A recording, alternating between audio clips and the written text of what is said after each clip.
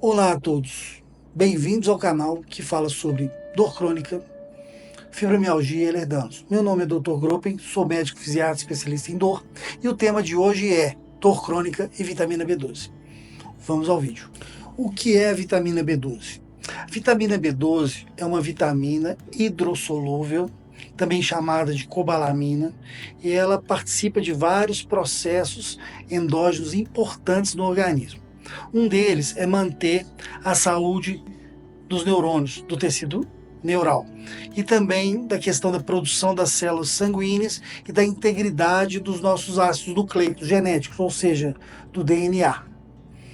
A deficiência de B12 ela pode se manifestar de diversas formas, mas a mais importante em se tratando desse vídeo atual é a piora da dor crônica. Isso ocorre por quê? Porque a vitamina B12 ela participa da formação da chamada bainha de mielina. O que é? É o envoltório dos nervos periféricos do tecido neural. Quanto mais mielinizado o tecido, maior a velocidade de condução.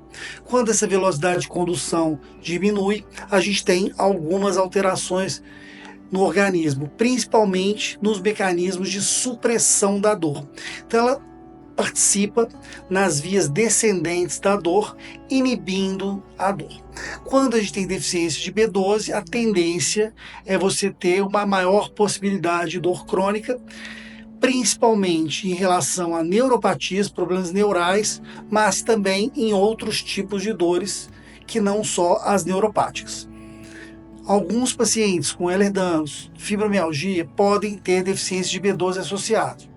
E isso faz com que a dor seja incrementada. Não necessariamente ela causa a dor, mas ela pode agravar quadros de dores estabelecidos. Então é sempre importante a dosagem adequada da vitamina B12 para que a gente tenha mais ferramentas no nosso arsenal no tratamento de dor crônica, uma condição que é difícil, ou seja, esse é um passo fundamental. Dosagem de vitamina B12 e saber se há essa deficiência. Por que a gente desenvolve deficiência de B12? A deficiência de B12 é muito comum na população geral, é mais comum na faixa etária geriátrica, mas também cada vez mais comum em outras faixas etárias. B12 só existe de origem animal, não existe B12 vegetal. E a absorção dela tem alguns passos importantes. O que acontece? Quando a gente consome alimentos ricos em B12, esses alimentos vão para o estômago e uma substância é produzida pelo estômago chamada fator intrínseco. Ela se liga à B12, ela viaja todo o trajeto até o final do intestino e ela é absorvida no ilho terminal. Ou seja, se a gente tem uma gastrite de antro gástrico, uma parte do estômago, pode ser que essa B12 não seja absorvida por falta de fator intrínseco. As medicações tipo omeprazol, pantoprazol e outras medicações similares que diminuem a acidez do estômago, elas tendem também a levar a um aumento da frequência de deficiência de vitamina B12. Então, precisa de fator intrínseco. Se a pessoa não tem o fator intrínseco ou tem algum problema intestinal, como um problema desabsortivo, ou uma doença celíaca, ou uma intolerância ao glúten, ela pode diminuir a absorção de vitamina B12. E diminuindo a absorção em questão de tempo de você ter uma deficiência. Relação entre deficiência de B12 e dor crônica. Pessoas que têm deficiência de B12 desenvolvem, além da dor crônica, principalmente de origem neuropática, elas podem desenvolver também fraqueza, fadiga e um declínio cognitivo progressivo. As pessoas começam a pensar, minha memória está um pouquinho ruim, ela não consegue lembrar de certas palavras, de certos nomes, e isso faz com que a pessoa tenha ainda mais dificuldade de realizar as atividades de vida diária. A B12, quando ela fica muito baixa, muitos desses sintomas podem se tornar irreversíveis. Então é bastante importante a gente pensar que a dosagem adequada, principalmente em pacientes com dores crônicas, é bastante importante para a boa saúde do nervo e da prevenção de agravamento da dor crônica. Quem está em risco de desenvolver deficiência de B12?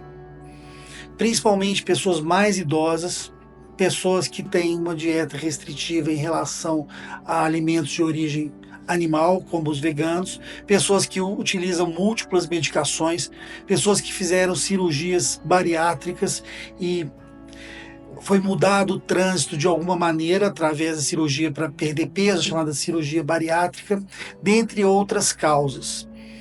Muitos pacientes, às vezes, não estão nesses grupos de risco, mas desenvolvem deficiência de B12. E isso deve ser bem lembrado, que às vezes uma dosagem pode ajudar a esclarecer se há deficiência de B12 ou não. Qual é a dosagem sérica normal de B12? Infelizmente, isso é um tema de grande controvérsia. A gente fala em deficiência de B12, com B12 abaixo de 200, mas existe a insuficiência de vitamina B12.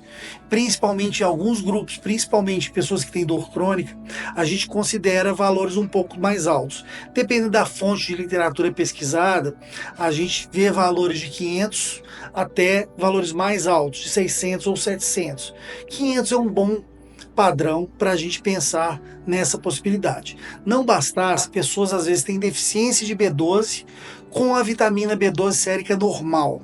Por que isso acontece? Tem vários mecanismos envolvidos nisso, o principal dos quais é, às vezes, a dosagem sérica está normal, mas nos compartimentos onde ela precisa ser usada, essas dosagens estão inferiores. Então a gente tem que ver bastante os sintomas.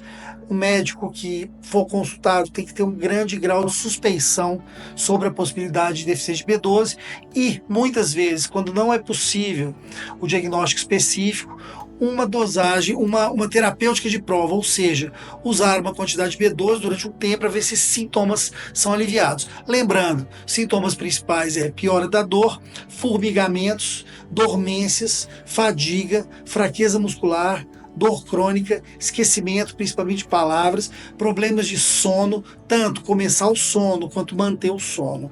Então, é bastante importante em todos os pacientes com dor crônica, sejam eles dores difusas como fibromialgia e Ehlers-Danlos, ou dores localizadas neuropáticas com irradiação para membros inferiores, a gente tem uma dosagem sérica de B12 de rotina para que a gente possa fazer o diagnóstico específico e minimizar as consequências da dor crônica na saúde global do paciente. Como deve ser feita a reposição de vitamina B12 nos pacientes que têm deficiência? Lembrando, gente, do início do vídeo, a questão do fator intrínseco, uma vez que a pessoa desenvolve vitamina B12, ela não vai absorver mais B12 pelo trato gastrointestinal, exceto se a gente der doses altas de B12 por via oral e alguma B12 ser absorvida por difusão. Como se trata de uma molécula muito grande, a quantidade de B12 pode não ser suficiente. Pacientes já têm sintomas, alterações neurológicas, aguardar uma absorção oral não é a melhor alternativa na maioria dos pacientes. Então, a melhor forma, principalmente em pessoas que têm sintomas mais graves, é uma reposição parenteral. O que é uma reposição parenteral? É aquela que não é via oral.